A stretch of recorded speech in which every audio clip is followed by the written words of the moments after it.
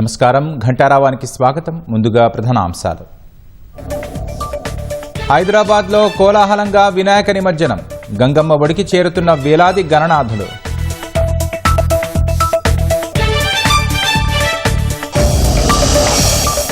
హుస్సేన్ సాగర్కు తరలి వస్తున్న పార్వతీపుత్రుడి విగ్రహాలు. భక్తులతో సందడిగా మారిన ట్యాంక్ బండ్ పరిసరాలు.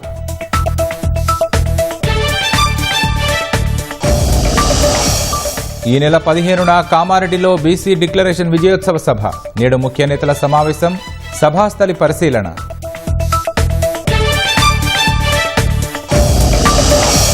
ఫ్రాన్స్ అధ్యక్షుడు మెక్రాన్తో ప్రధాని మోదీ ఫోన్లో చర్చలు. ఉక్రెయిన్ యుద్ధం ముగింపుపై సమాలోచనలు.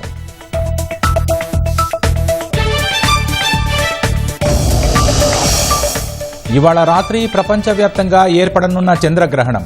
తిథిదే యాదాద్రి సహా పలు ఆలయాలు మూసివేత.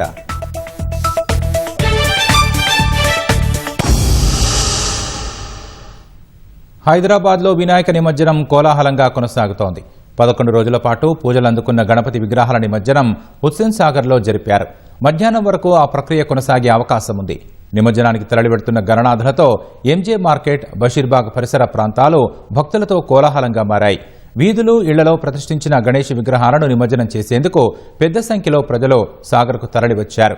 గణపతి బప్ప మోరియా అంటూ ప్రత్యేక పూజలు నిర్వహించి గణపయ్యలను గంగమ్మ ఒడిలోకి చేర్చారు.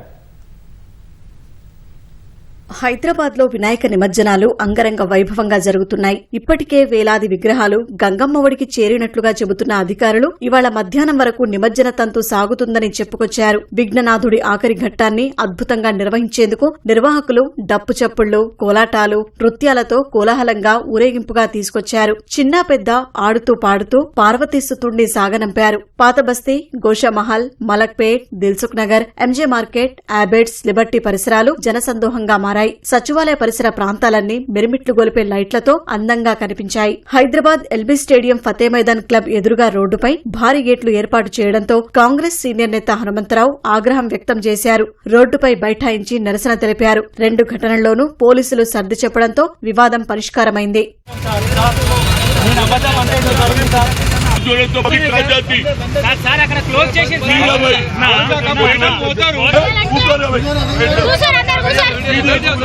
అంబర్పేటలోని ఖాద్రీబాగ్ యువకులు తమ గణనాథుడి విగ్రహాన్ని వినూత్నంగా ఎద్దుల బండిపై తీసుకొచ్చి ట్యాంక్ బండ్లో నిమజ్జనం చేశారు. పాత సంప్రదాయాలను గుర్తు చేస్తూ కాలుష్యాన్ని నివారించాలనే సందేశంతో ఆ కార్యక్రమం చేపట్టినట్లు నిర్వాహకులు తెలిపారు.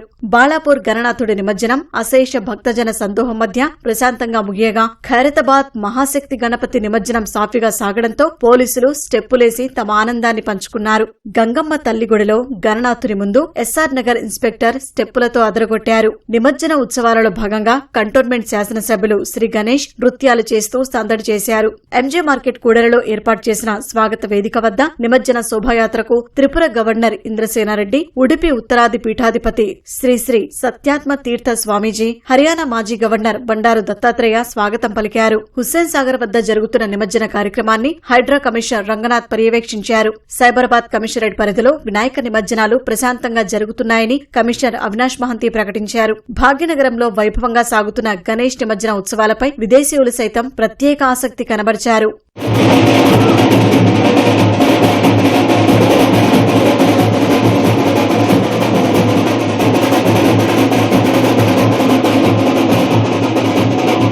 కూకట్పల్లి ఐడియల్ వద్ద గల రంగధాముని చెరువులో వినాయక నిమజ్జనాలు కోలాహలంగా జరిగాయి. ఏర్పాట్లను ఎమ్మెల్యే మాధవరం కృష్ణారావు పరిశీలించారు. శేరిలింగంపల్లి నియోజకవర్గంలో గణేష్ నిమజ్జనాలకు జీహెచ్ఎంసీ, సైబరాబాద్ పోలీసులు ప్రత్యేక ఏర్పాట్లు చేశారు.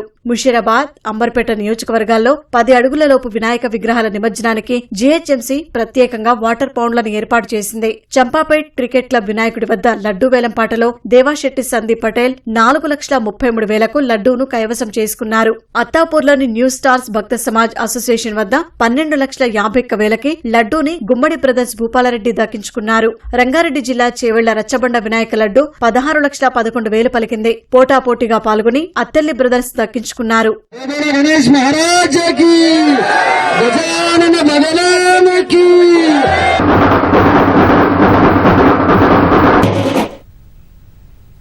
హైదరాబాద్లో వినాయక నిమజ్జనం కోలాహలంగా కొనసాగుతోంది. హుస్సేన్ సాగర్ పరిసరాలు భక్తులతో సందడిగా మారాయి. మరిన్ని వివరాలు మా ప్రతినిధి సతీష్ ప్రత్యక్ష ప్రసారం ద్వారా అందిస్తారు. రాకేష్, హైదరాబాద్ మహానగరంలో ఇంకా నిమజ్జన సందడి కొనసాగుతూనే ఉంది. హుస్సేన్ సాగర్ చుట్టుపక్కల పెద్ద సంఖ్యలో వినాయక విగ్రహాలు అనేవి బారులు తీరి ఉన్నాయి. నిమజ్జనం కోసం ఎదురు చూస్తున్నారు చాలా మంది భక్తులంతా కూడా. నిన్న అర్ధరాత్రి దాటిన తర్వాత చాలా ప్రాంతాల నుంచి వినాయక విగ్రహాలను నిమజ్జనానికి తరలిస్తుండటంతో ఈ ఉదయం అంతా కూడా హుస్సేన్ సాగర్ చుట్టుపక్కల అదే బారులు తీరినటువంటి అదే రద్దీ అనేది కొనసాగుతుంది. ప్రస్తుతం హుస్సేన్ సాగర్ ట్యాంక్ బండ్తో పాటు NTR Marg, necklace road, PVR Marg ప్రాంతాల్లో నిమజ్జనం ప్రక్రియ అయితే ఇంకా కొనసాగుతూనే ఉంది. పోలీసులు కావచ్చు, ఇక్కడ ఉన్నటువంటి జిహెచ్ఎంసీ అధికారులంతా కూడా ఈ నిమజ్జన ప్రక్రియను వేగవంతంగా చేసేందుకు అంతా కూడా కృషి చేస్తున్నారు. వచ్చినటువంటి భక్తులను వినాయక విగ్రహాలను త్వరగా నిమజ్జనం పూర్తి చేసి వెళ్లేలా సూచనలు జారీ చేస్తున్నాము. ప్రస్తుతం మనం నెక్లెస్ రోడ్ వద్ద ఉన్నాము. నెక్లెస్ రోడ్ వద్ద 10 క్రేన్లు ఏర్పాటు చేశారు. ఆ 10 క్రేన్ల వద్ద కూడా ఇటు వచ్చేటువంటి ఎన్టీఆర్ తెలుగు తల్లి ఫ్లైఓవర్ నుంచి ఎన్టీఆర్ మార్గ్ మీదుగా వచ్చేటువంటి విగ్రహాలన్నింటినీ కూడా ఇటు పీవీ మార్గ్, నెక్లెస్ రోడ్డుకు తరలించి అక్కడి నుంచి ఇక్కడ అందుబాటులో ఉన్నటువంటి 10 క్రేన్లతో పాటు మిగతా పెద్ద విగ్రహాలన్నింటినీ కూడా ఎన్టీఆర్ మార్గ్ వైపు మళ్లిస్తూనే ఇక్కడ నెక్లెస్ రోడ్లో చిన్న చిన్న విగ్రహాలన్నింటినీ కూడా నిమజ్జనం చేస్తున్నారు.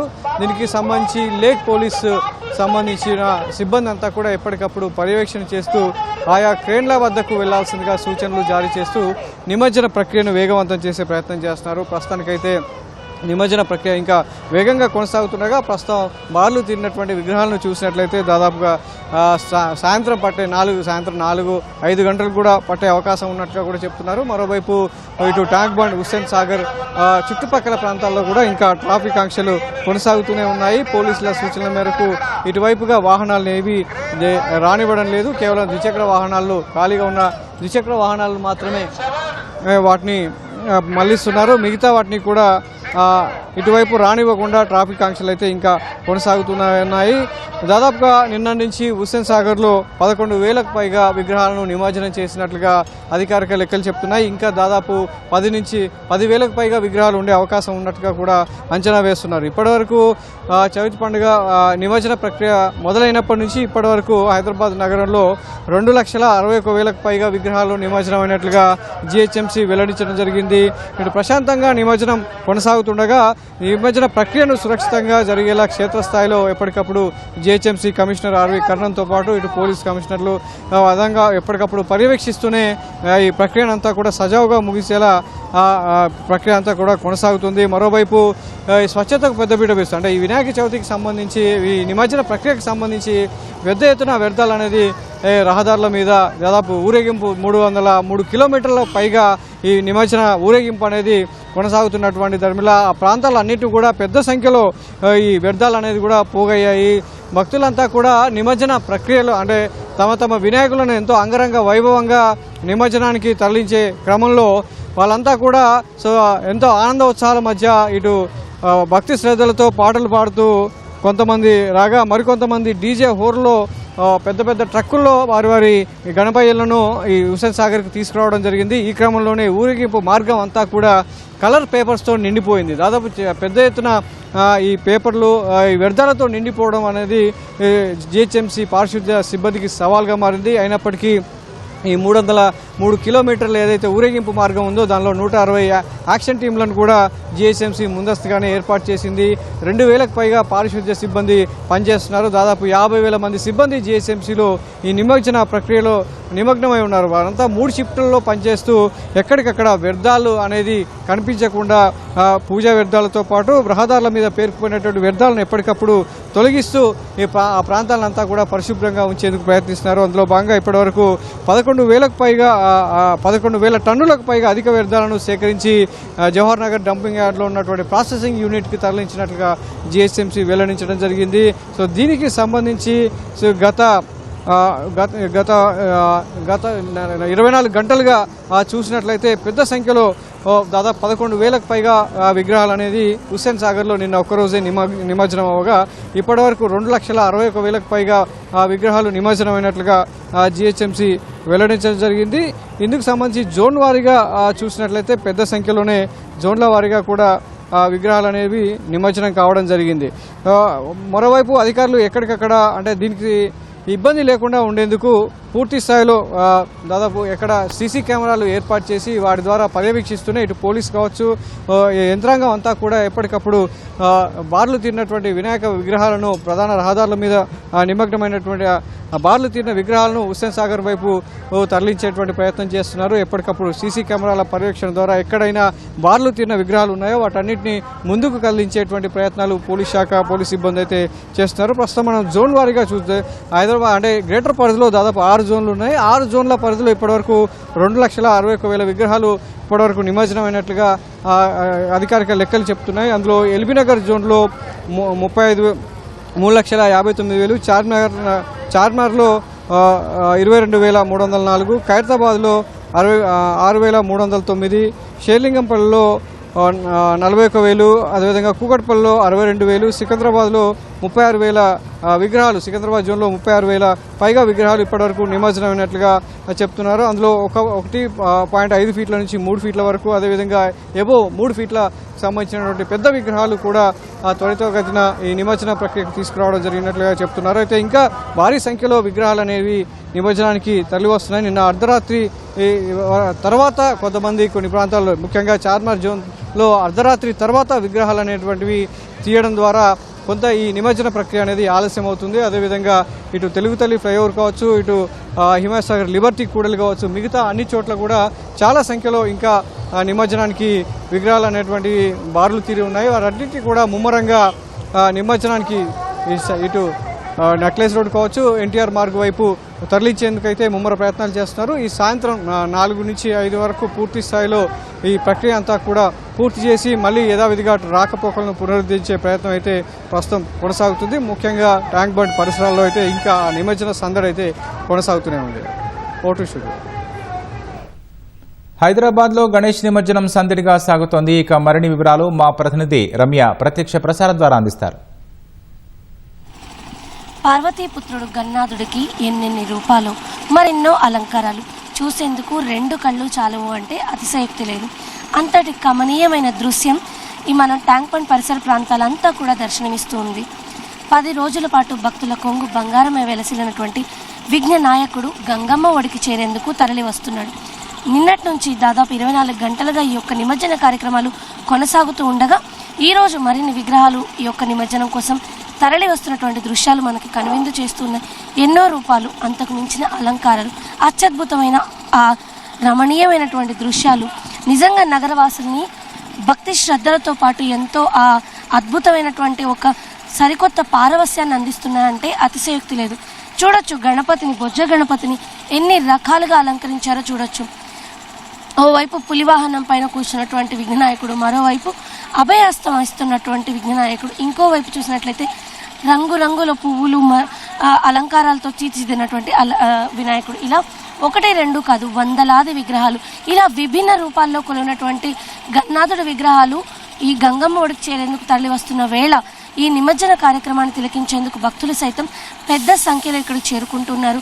ఆదివారం కావడం, సెలవు దినం కావడంతో ఈ నిమజ్జన కార్యక్రమాల్లో పెద్ద సంఖ్యలో యువత ముఖ్యంగా పాల్గొంటున్నటువంటి పరిస్థితి. ఇక మరోవైపు ఈ భారీ గణనాథులతో పాటుగా తమ ఇళ్ల వద్దే కొలిచి పూజించినటువంటి విఘ్ననాథుడు చిన్న చిన్న విగ్రహాలను సైతం ఇవే టస్కర్ల పైన ఉంచి ఒకేసారి నిమజ్జన కార్యక్రమాలకు తీసుకొస్తున్నారు. దీంతో ఇక్కడ ఏర్పాటు చేసినటువంటి ఏవైతే క్రేన్స్ ఉన్నాయో ఒక్కో క్రేన్ వద్ద భారీ విఘ్ననాయకులతో పాటుగా చిన్న చిన్న గణేష్ల మూర్తులు సైతం ఉంచి ఈ గణనాథులను ఒకేసారి నిమజ్జనానికి అయితే తరలిస్తున్నారు. ప్రస్తుతం మనం చూస్తున్నాం ఎన్టీఆర్ మార్గ్లో భారీగా ఉన్నటువంటి ఈ గణనాథుల ర్యాలీ లాంటివి చూడొచ్చు. నిజం చెప్పాలంటే వందల సంఖ్యలో విగ్రహాలు ఉదయం నుంచి కూడా నిమజ్జనానికి తరలి వస్తున్నటువంటి పరిస్థితి ఉంది. నిన్న ఉదయం నుంచి కూడా నిమజ్జన కార్యక్రమాలు ప్రారంభమైనప్పటికీ మధ్యాహ్నం 1:30-2 గంటల సమయంలో హైదరాబాద్ గణనాథుడి ఏవైతే నిమజ్జన కార్యక్రమం పూర్తయిందో ఆ తర్వాత క్రమంగా విఘ్ననాథుల విగ్రహాలు ఇక్కడికి రావడం అనేది క్రమంగా సంఖ్య పెరుగుతూ వచ్చింది. అయితే నిన్న సాయంత్రం 4 గంటల నుంచి కూడా విగ్రహాలు ఎక్కువ సంఖ్యలో వస్తున్న నేపథ్యంలో క్రేన్లు భారీగా ఇక్కడ ఏర్పాటు చేయడం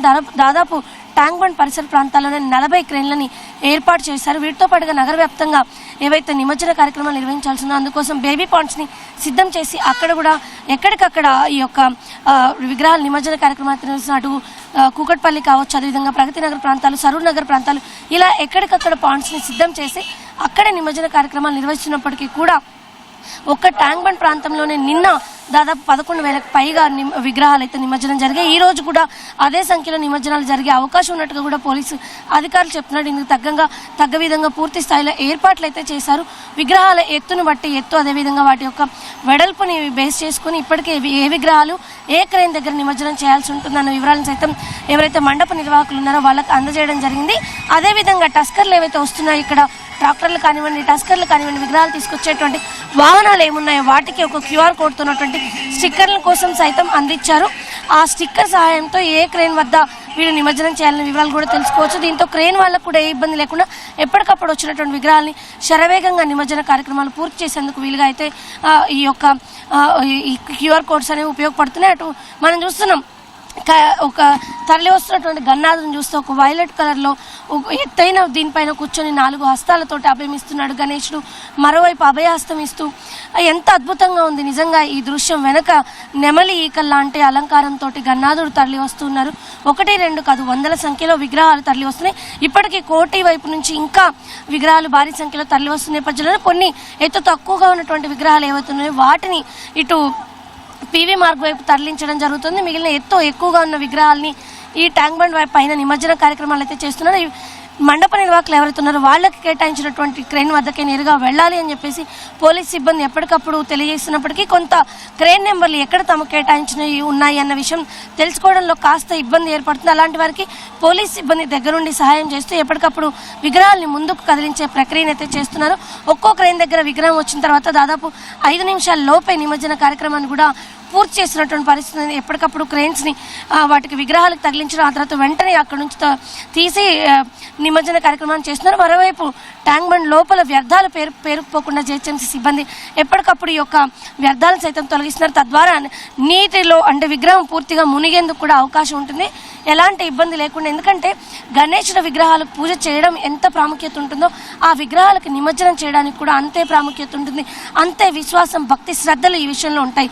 ఈ నేపథ్యంలోనే విగ్రహాలు పూర్తిగా మునిగేందుకు వీలుగా ఎప్పటికప్పుడు వ్యర్థాలను అయితే తొలగిస్తున్నారు. మనం చూస్తున్నాం చిన్నారులు, యువత చిన్న విగ్రహాలను తీసుకొచ్చి నీటి లోపల స్వయంగా వాళ్లే నిమజ్జనం చేస్తున్నటువంటి దృశ్యాలను కూడా మనం చూడొచ్చు. వేలాది విగ్రహాలు ట్యాంక్ బండ్ పరిసర ప్రాంతాల్లో నిమజ్జనాలు అయితే పూర్తవుతున్నాయి. ఇక ఈ మొత్తం దృశ్యం మనం చూసినట్లయితే కనువిందు చేస్తుంది. భక్తి శ్రద్ధలంతా కూడా ఇక్కడ ఈ ప్రాంతం అంతా భక్తి శ్రద్ధలు నిండిపోయాయని చెప్పొచ్చు. అంటే ఆ ప్రాముఖ్యత ఇక్కడంతా కూడా మనకు కనిపిస్తున్నట్టు మనకు తెలుస్తుంది. ముఖ్యంగా యువతకి ఇటీవల కాలంలో పండుగలు, మన సాంప్రదాయ కార్యక్రమాల్లో యువత పెద్ద సంఖ్యలో పాల్గొన్నటువంటి మార్పును కూడా మనం చూడొచ్చు. ఈ నేపథ్యంలో ముఖ్యంగా గణేష్ ఫెస్టివల్ అంటేనే యువత ఇందులో చాలా కీలక పాత్ర పోషిస్తారు. ఏవైతే వస్తున్నాయో ఈ వాహనాలు నిమజ్జన కార్యక్రమానికి వచ్చే వాళ్ళు యువత పెద్ద సంఖ్యలో ఉంటారు. వారంతా కూడా ఇక్కడికి డీజే చప్పుళ్ళు, పాటల మధ్య హోరెత్తిస్తూ నిమజ్జన కార్యక్రమాల్లో అయితే వేగంగా పాల్గొంటూ ఉన్నారని చెప్పొచ్చు. 1, 2 కాదు, చాలా పెద్ద సంఖ్యలోనే ఈ యొక్క విగ్రహాలను అయితే ఇక్కడికి తీసుకొస్తూ ఉన్నారు. ప్రస్తుతం మనం చూస్తున్నాం అటు తెలుగు తల్లి ఫ్లైఓవర్ వైపు నుంచి గన్నాదులు ఇటు తరలి వస్తున్నటువంటి దృశ్యాలను కూడా మనం చూడొచ్చు. ఈ గన్నాదులతో పాటే ఏదైతే డీజే సౌండ్స్ ఉంటాయో ఈ NTR మార్గ్లో దాన్ని నిషేధించారు. కాబట్టి ఇక్కడికి వచ్చిన తర్వాత తప్పనిసరిగా వాటిని ఆఫ్ చేయాలని చెప్పేసి పార్టీ ప్రాప్స్ కూడా ఇక్కడ ఎట్టి పరిస్థితుల్లో వినియోగించకూడదు అని చెప్పి GHMC సిబ్బంది కూడా స్పష్టం చేస్తున్నారు. మొత్తంగా ఈ ట్యాంక్ బండ్ పరిసర ప్రాంతాల్లో అయితే విగ్రహాల నిమజ్జన కార్యక్రమం కొనసాగుతుంది. సాయంత్రం దాదాపుగా 5 గంటల వరకు కూడా ఈ కార్యక్రమం కొనసాగే అవకాశం అయితే కనిపిస్తుంది. O2 studio. ధన్యవాదాలు రమ్య. రాష్ట్ర వ్యాప్తంగా గణేశుడి నిమజ్జన వేడుకలు అంగరంగ వైభవంగా జరిగాయి. ఆటపాటలతో, కేరింతలతో భక్తులు బొజ్జ గణపయ్యను గంగమ్మ ఒడికి చేర్చారు. పోయి రావయ్య, మళ్లీ రావయ్య విఘ్ననాయక అంటూ వేడుకున్నారు. హైదరాబాద్ తర్వాత అత్యంత వైభవంగా ఆదిలాబాద్లో గణేష్ నిమజ్జనాలు జరిగాయి.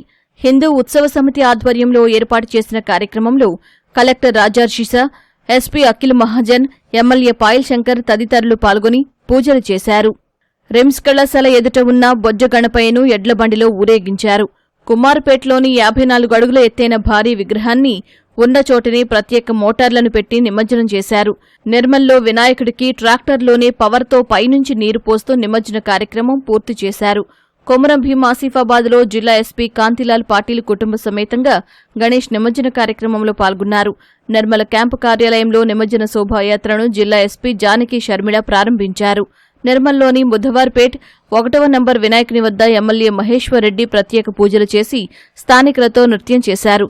బాన్సువాడ పట్టణంలో ఎమ్మెల్యే పోచారం శ్రీనివాసరెడ్డి భక్తులతో కలిసి శోభాయాత్రలో కోలాటమాడారు.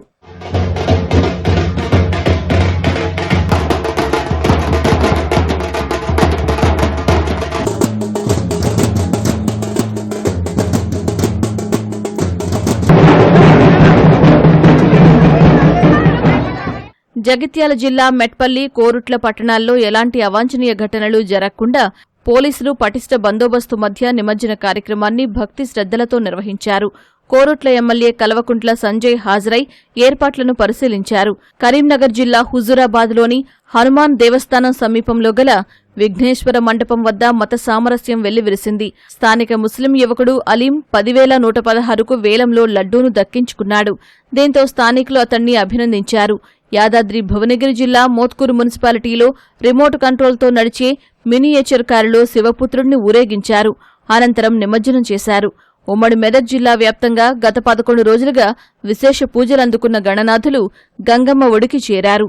ఆ గణనాథుడి దయవల్లే రాష్ట్రం సుభిక్షంగా ఉందని మంత్రి తుమ్మల నాగేశ్వరరావు అన్నారు. ఖమ్మం గాంధీ చౌక్లో గణపతుల శోభాయాత్రలో ఆయన పాల్గొన్నారు.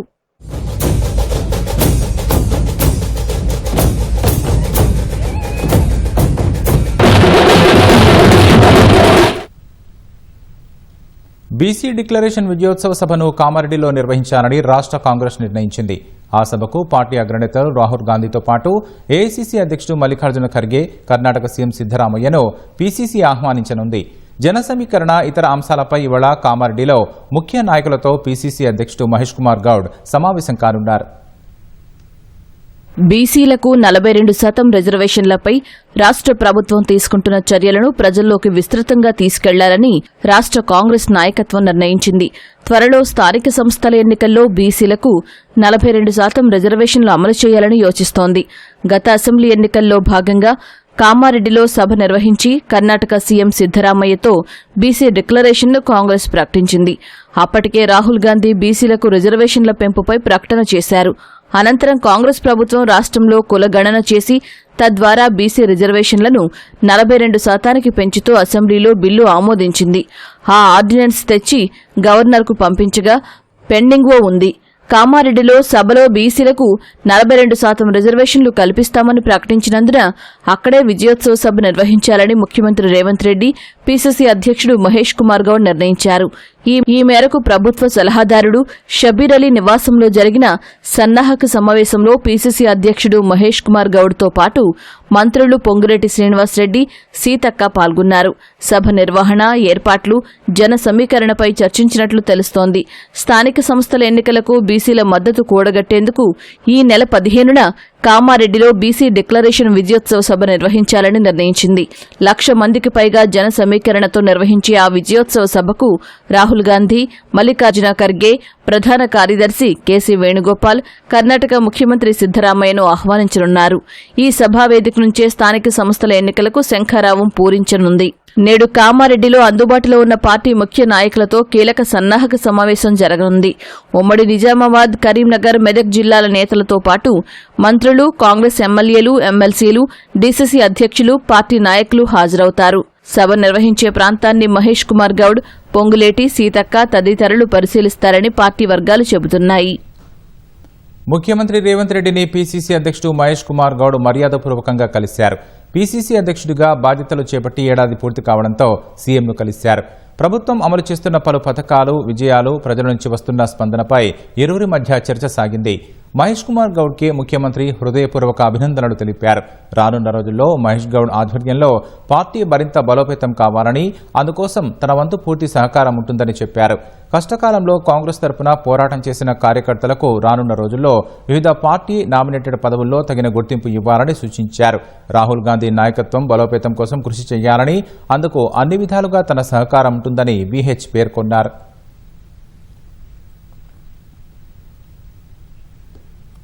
ప్రపంచవ్యాప్తంగా ఇవాళ రాత్రి సంపూర్ణ చంద్రగ్రహణం ఏర్పడనుంది.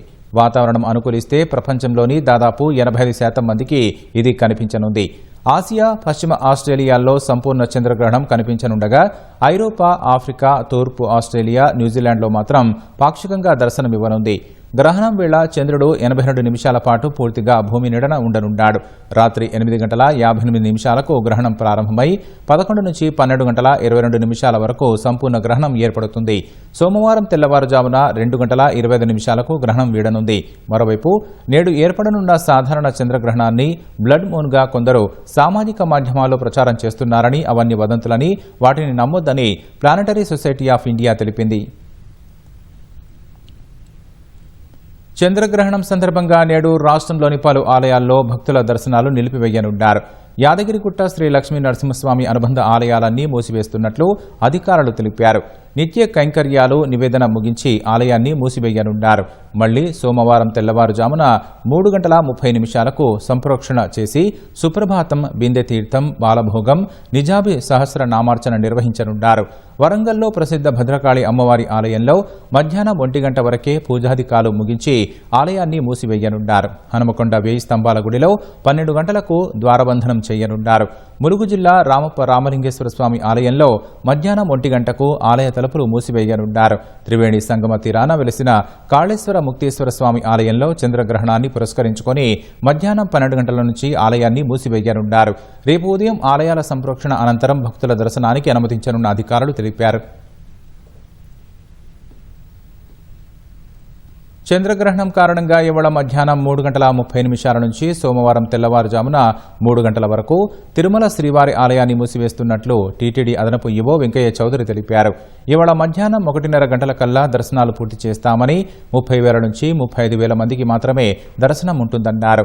అన్నప్రసాద కేంద్రాన్ని సైతం మూసివేయనున్నామని, భక్తులకు ఇబ్బంది కలగకుండా 50,000 పులిహోర ప్యాకెట్లు, బిస్కెట్ ప్యాకెట్లను పంపిణీ చేస్తామన్నారు.